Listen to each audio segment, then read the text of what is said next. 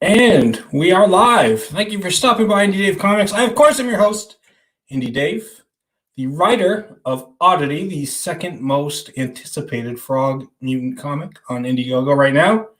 Let's see. With me is my guest, Ryan Hack.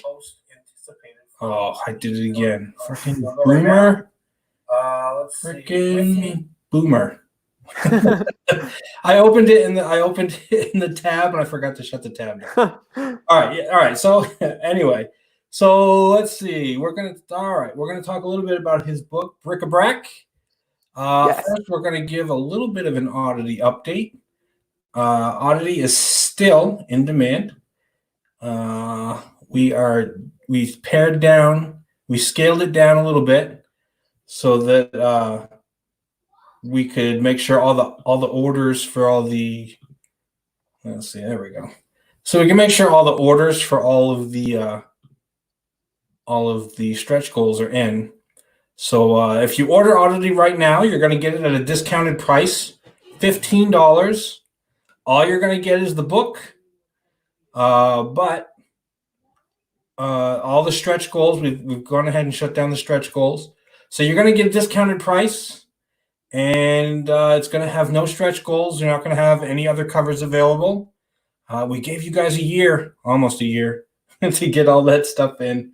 But we're I think Sweens has something like 15 pages left to draw, and then we got to get it colored and then get it printed. Hopefully by the end of summer, we'll have that done and ready to go for you guys. Again, $15. Oddity, Madness in the Marsh. Definitely go check it out. But today we are here to talk to Ryan Hack about his book. And why don't you tell us a little bit about what's going on with your book? Yeah, man. So last year, you and I talked about the first part of my book, Bric-A-Brac, A Christmas Story, and a fantasy Christmas story, even. And this time we're bringing the entire graphic novel, basically. People were really requesting me to just put the entire story together to make it a full... Uh-oh, we lost you. Uh-oh, we lost Ryan. Oh. You back? All right. Computer mic. Sorry about that. I don't know what happened. My headphones have been screwing up, so I need to get a new one. But so basically, this is the complete graphic novel. People have been really requesting me to make it happen. It's going to be 70 to 80 plus pages because we're also adding not only just the story, but a backup story and also sketches and all the fan art that anyone's ever made for the book, which I really, really appreciate. Through Drawn and Quartered or whatever it might have been, or all the sketches and stuff too. So it's really we're aiming for it to be the complete thing. I'd love to make it happen. If it doesn't happen, we're gonna have to do just issue 2 and kind of just work from there, which is fine. And it has its own benefits too, because you're gonna get probably some extra covers if we do that. But I want to give what the people want first. We're gonna work that way. And so it's a Christmas fantasy story. It's got everyone you know and love, and I would say it's truly inspired by the Rankin and Bass movies, 100%, but it's with a more fantastical twist, more sci-fi twist, especially with the latter part, most especially with the latter part. And so, it's going to be some really fun action with characters you're familiar with, the ideas of them, the concepts of them, like Jack Frost, but you've never seen them in this light. I can guarantee you that. All right. Now, who's your artist? Raphael Sam is his name. Oh, I love his style, the very cartoony style. Yeah. It absolutely fits the story completely. Just 100%. He gets the playfulness and the childlike kind of wonder that we're going for and that I envision for the story, but also he gets the emotional beats and the joy and the sadness, and he just really he's incredible. He's incredible. It's awesome. Tell about. Am I not sharing? Tell us about the. Let me see here. I thought I was sharing this. I see it. Okay, there it is. Yeah, tell us about the characters we're looking at right now. Yeah. So yes, there's some. If you originally backed the first Bric-A-Brac, you're probably like, "What is going on here?" Because these are pretty much new characters, except for our main character Garrett, who's on a quest to find Father Christmas because he believes Father Christmas has the power to basically save the world from this Nutcracker war that's going on right now. It's a war of resources. And we'll kind of go into the greater version of that story with the second part because there's a lot of clarification that's going to be going to happen in the second part. But basically, with this page, you're seeing the very first panel is Good King Wenceslas chasing Garrett, our main character, for reasons I can't really disclose right now, but because it kind of would be a spoiler. But behind him, he has the Ghost of Christmas. Past, present, and future, I'm going to assume. 100%. Yeah, past, present, and future, and they have powers, and they kind of transform into. They can transform into different things. They can, and they're not your average past, present, and future. They're fun, and they have different powers and they have different abilities and stuff like that. This is actually a page from our backup story called The Tragedy of Jack Frost, which details the fall of Jack Frost essentially and how he is involved in the war on Planet Christmas, and sort of that kind of story, which it's very sad. And then you see basically this alien ship. So this is kind of more the sci-fi element of the story that we're getting into is this alien ship lands on Planet Christmas, and someone named Caesar Demetrius is within it. And this guy basically is the puppet master of the entire war on Planet Christmas. He's not from Planet Christmas, but he manipulates basically the Nutcrackers to do what he wants, which is give him Christmas spirit so he can power his super spaceship that will eat the sun. And so, yeah, it's all kinds of crazy. And that is Caesar Demetrius is the true villain because the Nutcrackers are kind of stupid. General Almond's just kind of dumb. This is just an example of a page from a book me and the artist from the previous page worked on before, just to kind of give you. It's called Cereal Wars, and it was a super fun book that we worked on together. So I just wanted to give an example of something me and Tom did just to show people how awesome Tom Barton is. So he's doing our backup story, and he also did all the covers that you've seen. All right, that looks really cool. I like the idea of this cereal thing. Yeah, it actually is a motion comic that we put together. It was really cool. That was a super awesome project to work on. All righty. So let's see. So this book will be book 1 and 2 is one graphic novel. Correct. The entirety. Yep. All right, that's cool. And is that the complete story or the complete story? Yep. All right, cool. Yep. And this is from if you got the first book, this is one of the pages. Garrett's just in Christmasville. And so it's just like a warm, happy feeling. Raphael's amazing at doing that kind of stuff. So I thought I'd show this page. It's real. I just love the art on this. And for anybody listening now, I know we don't have that many watching, but for anybody listening, who's watching this later, I know it's getting into summertime and you may not be in that Christmassy mood, but when are you looking to deliver the book? Oh, easily by November, but I just put December as a, kind of like, shipping or whatnot that could go wrong. Yeah. Yeah, I wanted some space there, but we were definitely confident, maybe even October for the finishing book. So yeah.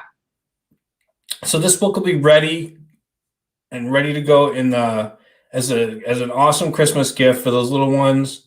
And it's an all ages book. I've looked through the art before. I remember when you came on for book 1 and we looked through all the art and stuff like that. And it just looks like so much fun. It is. Yeah, it was a blast to write.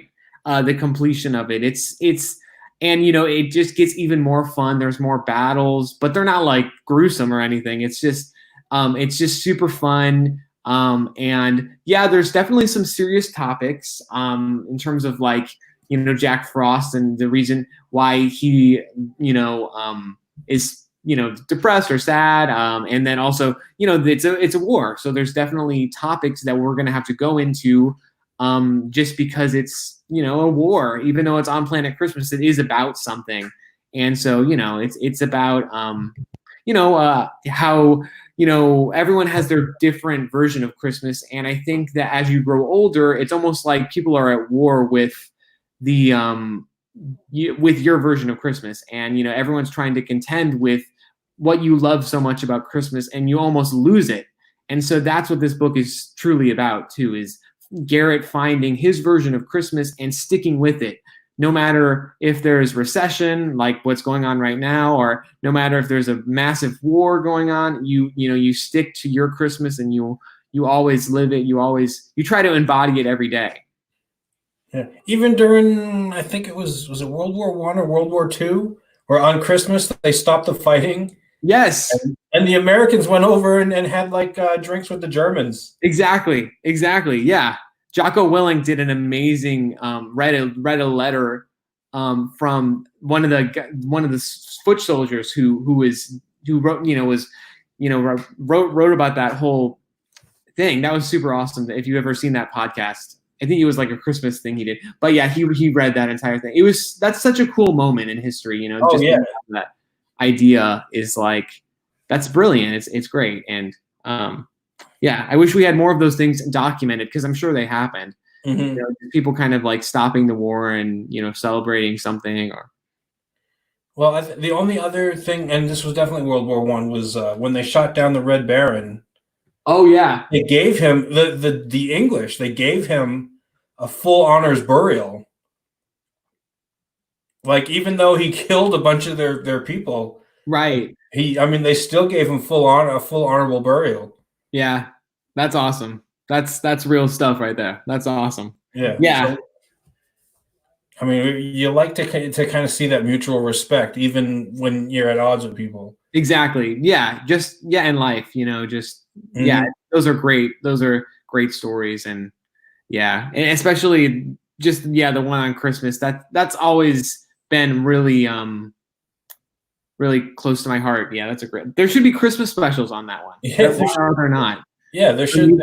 I've heard bits and pieces of it and other things, but I've never seen a full, like, it would be a really neat documentary just to cover that one day. Yeah, there's definitely documents about it. There's it's documented. Like, mm-hmm. there were even like, I think there were commands from their generals or whatnot, and said you can't fraternize with the enemy. Like, you can't do that, and you will be shot or whatnot. And so I don't know. There's definitely evidence, so they could do something. Yeah. All right. So we're looking at, let's see. Yeah. How many pages are you looking for this? 70 plus, 80, if we get more fan art, or I think with all the fan art, we probably have 80 pages. And then that's not including the sketches. And then also we're planning on having a Christmas collage. And so if we succeed, we are going to ask, the backers to send me their Christmas photos and put it in the back. Because last time we did that and I thought it was cool, but there weren't enough. So it was kind of awkward. Like, I think there were some, like, people, they weren't even Christmas photos, but there were some pretty cool ones. But I think people were confused. So we need to have a bigger Christmas collage. So that's my goal this time. That's a really neat idea. Yeah, I love it. Christmas entertains so many great perk ideas, like ornaments, for example, or well, yeah, that's kind of the only one that's easy to ship. So I guess that one. Not like a fruitcake. That would be super cool, though. Well, you can have one fruitcake and have all the backers send it to each other. Yes. What if I had like a $200 tier that was just a fruitcake and then that's it? I honestly feel like someone would back that, though. All right. So how long have you been writing comics?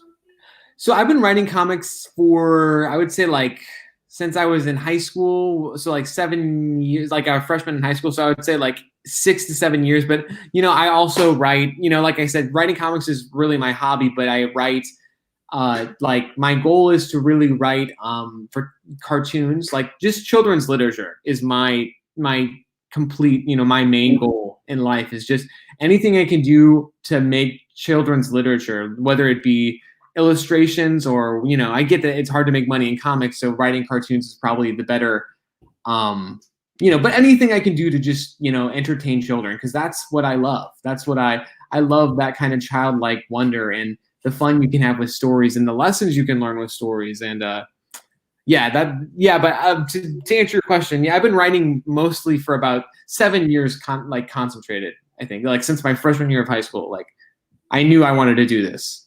Have you considered doing this as more of a hardcover children's book?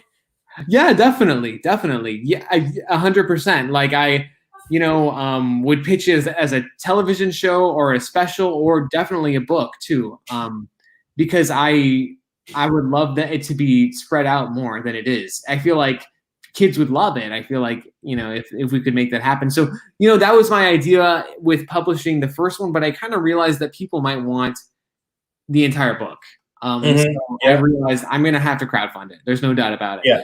So when it's done crowdfunding, I definitely will. I live in New York, so it's not going to be that hard to maybe ask some literary agent or, hey, check this out, or, I don't know. Take it to a literary agent and maybe get it to a children's book publisher. Exactly. Or something like that.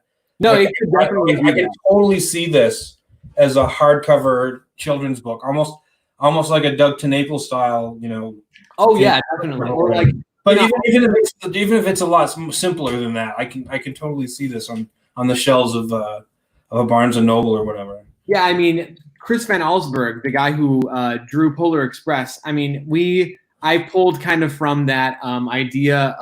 I love that book, The Polar Express, first off, but like we were pulling from the design of the book, from the cover, or we even looked at some of the Christmas little golden books for like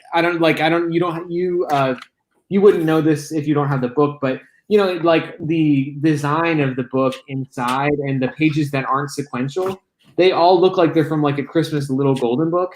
So we even from that we even took inspiration. So yeah, definitely we're going for that children's book feel, 100%. All right, this is really cool. It's nice to have and it's not really like a lot of people think of, children's book. They think, oh, it's just little kids. But there's a lot of, an all ages book that I've read to my kids that I've enjoyed too. I got it. I've got it because I enjoyed it almost as much as I thought my kid would enjoy it. Yeah. Yeah, exactly. There's something about, I think there's some stories that are not that great, but I think even Pixar, I mean, they understand, like Toy Story, like those movies are so gripping and emotional, and like that's really what it is. It's about the characters, and ultimately that's storytelling is really about what the characters are willing to do to make something happen. What drives the character, and I think everyone can emotionally, whether you're old or young, you can understand you can understand what that's about. And it's one of the reasons why I like, the Polar Express, for example, because we're talking about it, is so compelling, is because the boy, he's trying to, the narrator is his adult self, but he's narrating, his 10-year-old self going through this journey trying to find Santa Claus. And, that's super compelling, because we've all had that night on Christmas Eve when we thought, like, what if I just find Santa Claus, we've all had that. And that was a similar kind of thing I'm trying to channel with this book, the finding Santa Claus, trying to get him this Christmas list that, hopefully he'll grant so that the world can be saved, Yeah. So I don't know. I think, storytelling is all about, I think, just those principles. And so if a child story follows those principles and does it really well, which again, Pixar is really great at doing, then it's going to emotionally affect anyone, I think. Well, yeah, you can do a kid's book without. A lot of people think you have to talk down. You think children's book and you think Dr. Seuss sing-songy silly words. Yeah, and it doesn't. I mean, you don't have to talk down to kids for them to get it. Not at all. No, kids understand death and life, and if you understand death and life, then you understand stories, because that's all that stories are. And also like action. So I guess those three things. So if you understand those three things, I think you can be moved by a story. And those are the three things that are in all stories. So, yeah. Yeah, you can't have them sitting around and drinking coffee and stuff. I don't think stuff has to happen, and exactly. you need your bright colors, and you need your big bombastic characters and stuff like that. And a lot of time for kids, I think you need that because they might not necessarily get the subtlety right that an adult would get, but No, you can just take what you know that you can take a lot of that subtlety and just kind of blow it up. right. And that's about, for younger kids, you might have to do something like that, but that's different than talking down to them. No, it totally is. Yeah. I think there are some shows that do that. And, I get it. There's a place for that when, the child is trying to learn, but those shows aren't designed for, entertainment. Yeah. They're designed to specifically teach certain things. Exactly. Numbers, your letters, or, sharing, that kind of stuff, which is fine. I mean, there's nothing wrong with that. But if you're just telling a fun story, then you don't need to go. You can tell the story straightforward, and kids will get it. Definitely. Yeah. In anything, I think. Yeah, I think just authors just don't understand. Cartoons are like a great example is cartoons. They're so simplistic in their approach, and kids understand them, and adults can be entertained by them.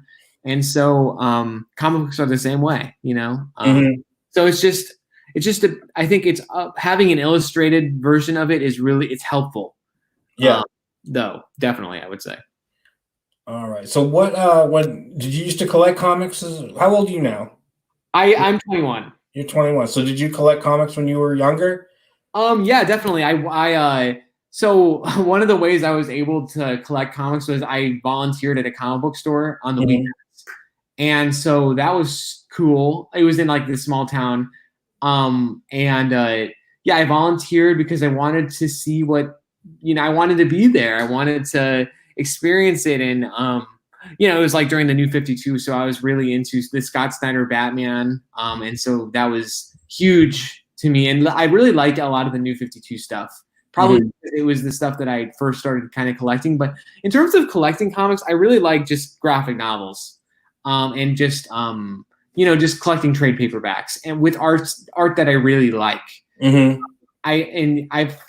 It's funny, like I nowadays buy a lot of art that I just really admire. Honestly, I've been thinking of just buying art books because the comic books I get now, I don't even really read. I just look through the art, and I don't know, like guys like Art Adams or like J. Scott Campbell or Michael Golden or Jim Lee. I just for some reason I freaking love comic book art right now. And so that's kind of where I am now.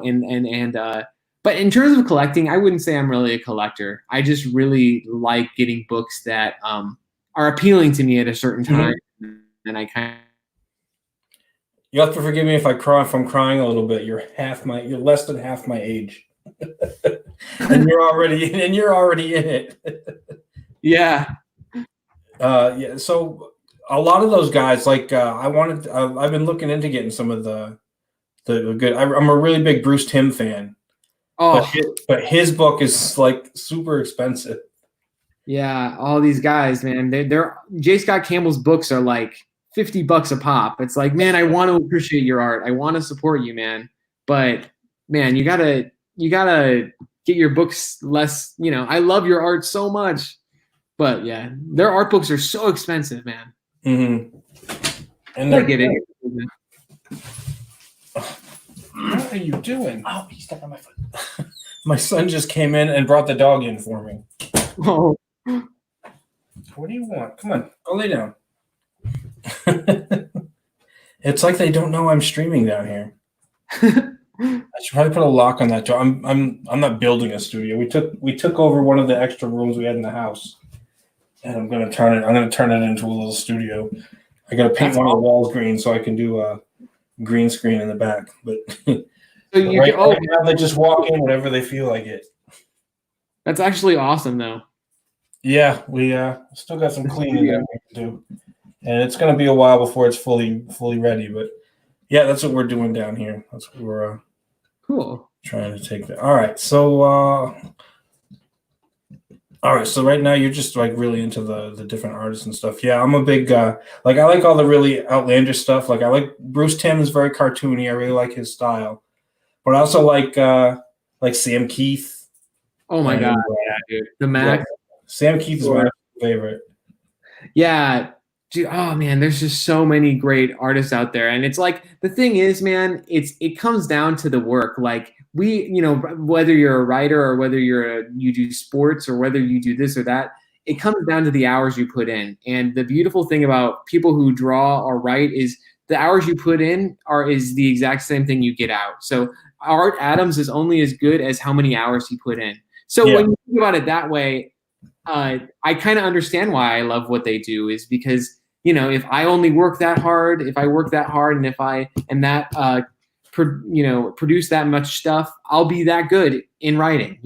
It's like how you can appreciate, Kobe Bryant. It's the same principle. Mm-hmm. So it's like, that's probably why I really like comic book art too, is like, just, wow, like look how great they got because they put all this work into their skill and it's inspiring. It is. So yeah, I don't know. That's what I've really liked, but I've always really enjoyed the New 52 stuff. I thought it was a great time for me to get in, but now looking back, I've realized some of those stories just weren't that good. And the stuff that stands the test of time, obviously Batman. I think pretty much just Batman from the New 52. I'm trying to think of anything. I guess Swamp Thing from the New 52 was pretty good. Oh yeah. But other than that, I can't really think of anything else. Justice League was cool, but no one really looks to Justice League as like, oh my god, this story was so amazing. It's just kind of like a filler story. So I don't know, man. The New 52, it definitely it caught me though. So that it definitely got me interested in books, and from the Batman and Robin, Peter Tomasi, to the Nightwing, Eddie Barrows, Kyle Higgins, to all that stuff I loved it. So I'm so thankful for the New 52, though. I know people weren't happy with it, but I still love those stories. I know people like the first comic I really got into when I was a little kid was the original Ninja Turtles. Oh yeah, and there was and you look at, and when I first got into comics, since that was the first book I got into, I was more into the kind of indie stuff because it looked so different than like the Marvel and DC. To me at the time, Marvel and DC, it all looked the same. It was like, oh, it was Superman and Spider-Man. As far as I was concerned, Stan Lee drew everything, right? I didn't know, whatever. I didn't really think that much about it. But I looked at Ninja Turtles, and this is going to sound like I'm tearing down, Eastman and Laird, but the art looked attainable. You know what I mean? It was like, I can almost draw that. I can almost, because it was a lot rougher than, but it had also the good story, and I think more I paid attention to the story at that time than I did the art. I mean, I liked the art and stuff, and I could see the difference, but I paid more attention to the story at the time because I was a big reader as a kid too.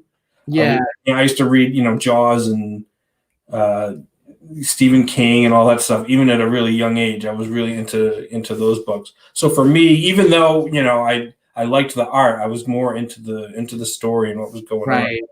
No, yeah, that's a great example of like minimalist, or Bone is a great example, or Calvin and Hobbes is a great example. I love Calvin and Hobbes. Yeah, it's like Bill Watterson is like a master of like, giving you just enough, but not, but not everything. Obviously he could go hard because he definitely is a great, he's a great artist. And like, I think a testament to that is all the covers of some of the collections of Calvin and Hobbes, but he pulls back because he's trying to. It's about an emotion. Like those stories are really unique in the sense that they're like about an emotion, kind of, or they're also like a joke. I don't know. Like Calvin and Hobbes is awesome though. There were several. I can't think of a specific one, but I know there were several Calvin and Hobbes strips where when I've done comic strips, not like that were ever published or anything, but I used to do little comic strips. And there were always little jokes, and you always had the setup, Yeah. And then they carry over, and then the last one was the punchline. And you could read a whole bunch of Calvin and Hobbes and see there was a lot of times where either there was no dialogue at all, it was all told through the action, and you still get the punchline at the end. Yeah. Or there was no talking for the first 3 panels or whatever it was, and then the only talking was at the end, and that was the punchline. And he was really great at that. You didn't have to have all kinds of talking. You could see what was going on, all the emotions in everybody in just looking at the pictures. Right. And know what was going on and what the joke was. And that is just amazing. Bill Watterson is just a genius. Yeah, definitely. So yeah, I would say that those are my comic book influences. I love all comic books. I think they're just one of the greatest art forms. So it's funny, every time I look at new art, I just realize how much I love them. It's like, wow, Joe Mad, oh my God, like this is awesome. Like the first time I ever read Battle Chasers was like a couple, and it's not an amazing story, but Joe Mad's art is unbelievable. It's like, I don't know, it's just, or I just being able to see all these artists that I didn't really know about because I wasn't born in the 80s, or and being able to see them in real time, being able to find out that like Art Adams, like one of the best artists possibly ever, just a beast. I mean, a total beast. And so just super cool to discover these people. And it's, I'm kind of in that process right now. I just found out, who some of these artists are. So it's cool to kind of dig and figure out, he had a run on Fantastic Four, and find out where that is, or go on eBay and try to find it, or just really cool stuff like that. I like I was talking about Sam Keith before. I like oh, that's a really cool artist. Like the Max in the 90s, I collected the Max when it was first coming out, when Image first started. That was like the high point of when I was collecting. Yeah. And so I was collecting the Max like crazy. I really liked Sam Keith stuff. And then I found out later that he did a ninja. Well, it wasn't his idea, but he did the art for it for a short run for a comic called Adolescent Radioactive Black Belt Hamsters. What? It was a straight up like Teenage Mutant Ninja Turtle parody ripoff deal, right? And I mean, it was obvious, so it wasn't like they were really ripping them. It was an obvious parody. Yeah, other comic books, but there was a short run. I don't know, 3 or 4 issues where Sam Keith did the art. And and at the time, actually, when I was a kid, I had collected a few of those just because I thought it was funny. And then a few years ago, I sold my whole collection of all my comics. And then I found out later that he had done a short run. And I managed to go to my comic book store and find a few of those issues. And I bought those issues just because Sam Keith was in them. Oh, that's awesome. So I like when you find an artist that you really like, and then you're like one thing I want to get, and it's Frank, and it came out when I was a kid, and I totally wasn't interested, but now it's like, oh man, I really want a Frank Miller run of Daredevil.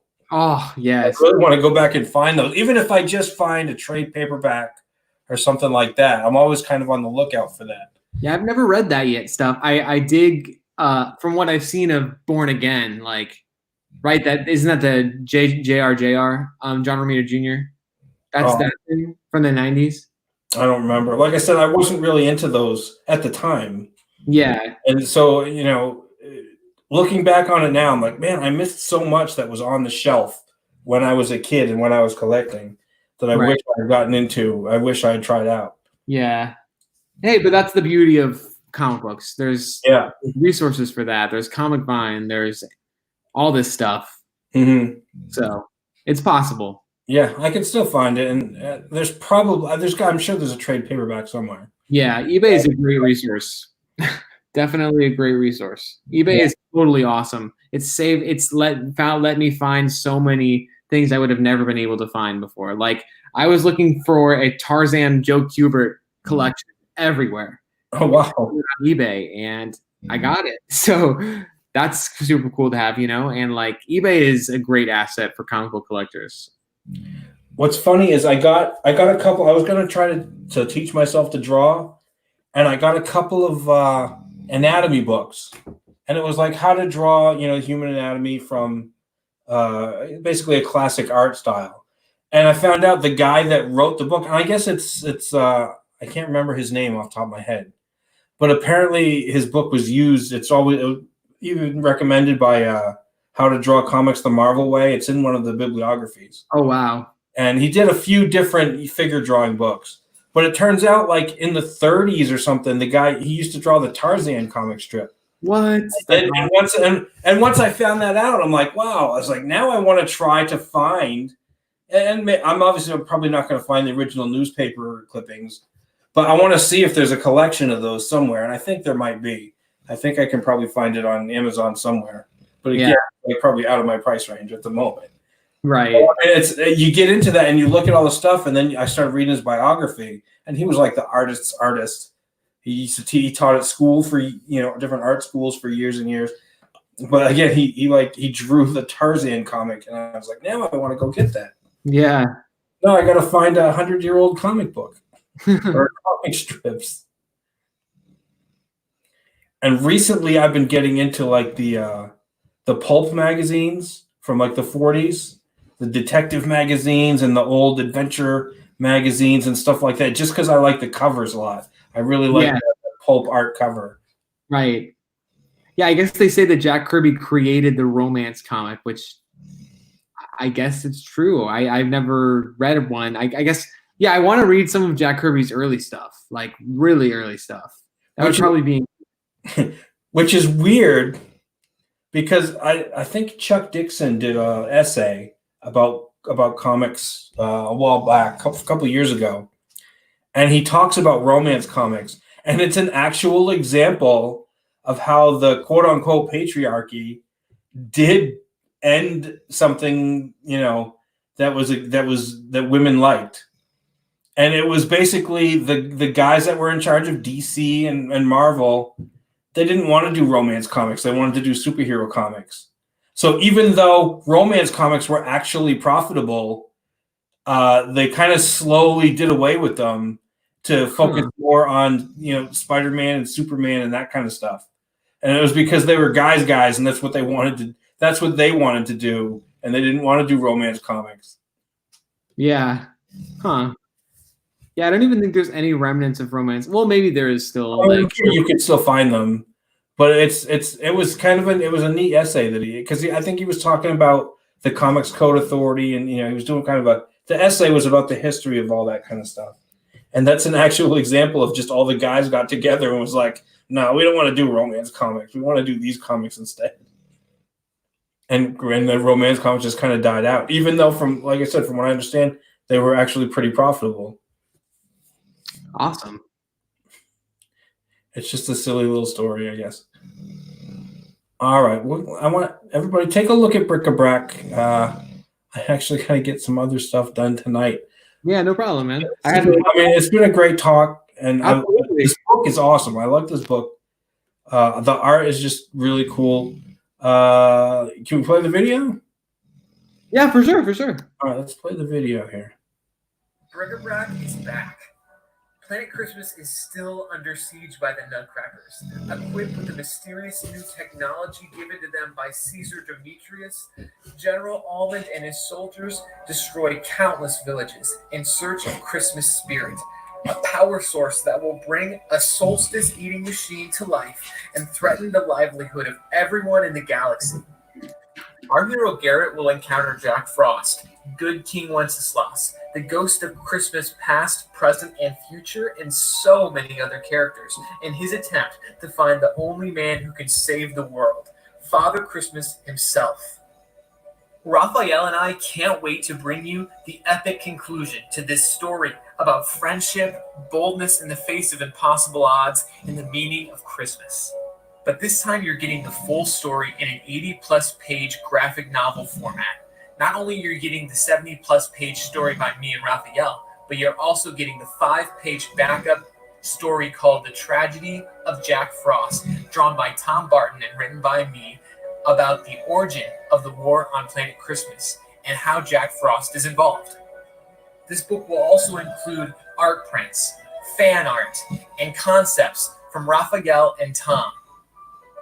If you love the classic Rankin and Bass stories like Rudolph the Red-Nosed Reindeer, Jack Frost, or The Year Without a Santa Claus, this is the comic book for you. It's for children, but adults too. Back the book, share the book, do anything you can to get the word out. It would be amazing to have you as a backer. Thank you.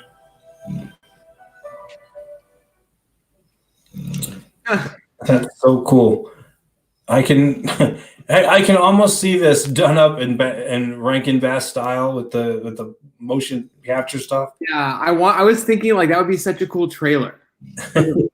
Like maybe if this book doesn't fund, maybe I'll try to make that kind of trailer for issue 2 or 3. Like that would take you like a year. I know it would take so long, but hey, I could have done it in isolation, right? Like, but I think they have animation programs that it looks like that. It looks like similar style. Yeah, like you can almost. I mean, that's probably super expensive. I was gonna say you can almost scan the clay figures and do it that way. I imagine that's like really expensive software. Yeah, I just need to teach myself how to do Photoshop. I feel like that would change everything I do immensely. Like I'll be able to do so many things way quicker and easier if I just knew how to do Photoshop. Then I could probably make a video. Like I could kind of make a kind of trailer, make something happen. Mm-hmm. Yeah.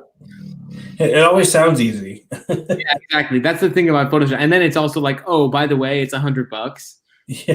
Oh no, it's worse than that because you got to pay monthly now for it. Oh, it's like the worst. Yeah, because I had it the last version. I have an Apple. I have a MacBook. I had the last version where you didn't have to pay monthly, and then they did an update on Apple, and now that version doesn't work anymore. So basically, I mean, luckily I got it free as a student for another class I was taking, but it pissed me off so bad. It's like, oh, sorry, since I got it through the school and it's still on my computer, I don't have the license for it. So they were like, oh, well, your email isn't in here. And I'm like, no, I got it through the school. They're like, well, we can't do anything for you. And the only way to do it is to basically undo the update on my computer.